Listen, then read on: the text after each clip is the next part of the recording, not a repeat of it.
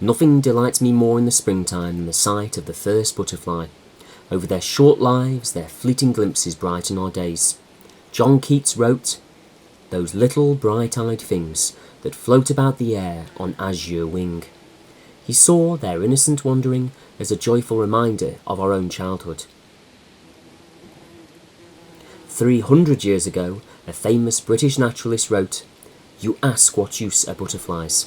I reply, to adorn the world, to delight the eye, and to brighten the countryside like so many golden jewels."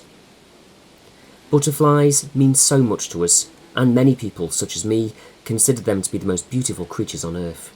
Their change from plump earthbound caterpillar to winged beauty is nothing short of miraculous. The metamorphosis, involving the complete rearrangement of their cells, has a huge symbolic power. Change is possible.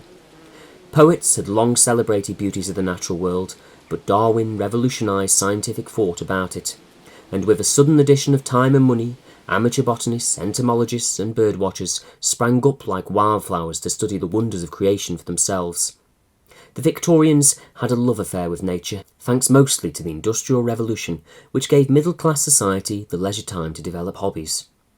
In the late Victorian era, when the study of butterflies really began, men took to the meadows with their nets and glass bottles. They saw the search as a route to spiritual and intellectual enlightenment. Today, our study of these magical insects has led to a startling discovery. 3/4 of all our butterflies are in decline, and many species exist on a knife edge. The pressures of development and intensive agriculture have been too great, and sadly butterflies are one of the most notable creatures to suffer. Without the wide open tracts of countryside that used to exist, they cannot travel, and in amongst endless seas of monotonous green grass, they have become isolated in pockets, too small to survive in the long term.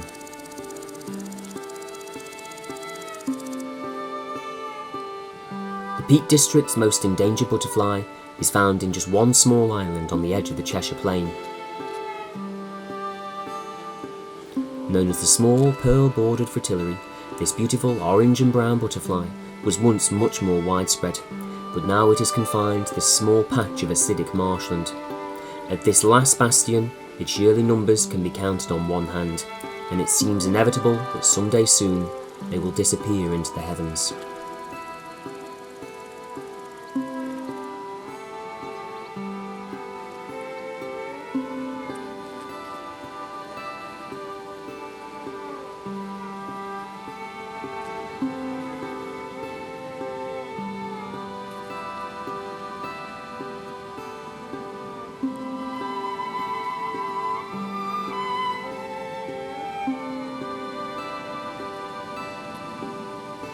Butterflies are members of the insect order Lepidoptera, but they make up only a small fraction of the species, around 60 in number in the British Isles, with a further 2,500 species made up of moths. The only distinguishing feature of a butterfly not present in a moth is a clubbed antenna, but for all intents and purposes they are the same. However, they have a very different place in our consciousness. Butterflies are joyful spirits, but moths unsettle us with their ghostly appearance in the nighttime world. To see them, you have to venture out with a special moth trap, such as my easily transportable heath trap pictured here. The moths are attracted to the UV light. Their compound eyes means they see a dark patch at its centre, which they are drawn towards to get away from the blinding light. When they reach the trap, they tumble down to the box, where they hide underneath the light and fall asleep until morning. When the sun rises, the light is turned off, and as you pull back the lid, some of nature's most beautiful insects await you. All of these were caught in my garden in Leek, and you can chalk up a list of several hundred species in most suburban gardens.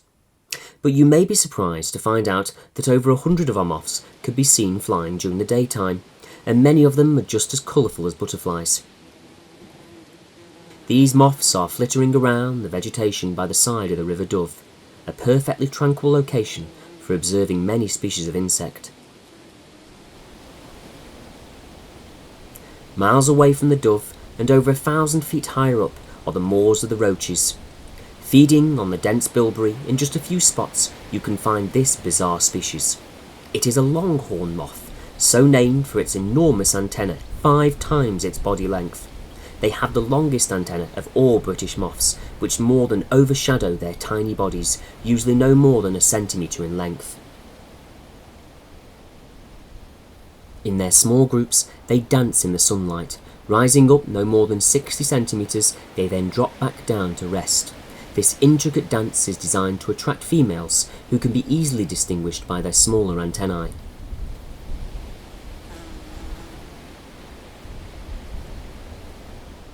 And what is it best to do if you want to help to conserve these beautiful insects? Well, remember that every moth and butterfly was once a hungry caterpillar, and flowers mean nothing to them. Turn a patch of your garden wild, allow the nettles and tall grasses to thrive, and your springtime sky will be filled with much more joy. Butterflies and moths are living spirits of wonder, and the Peak District would be a poorer place without them.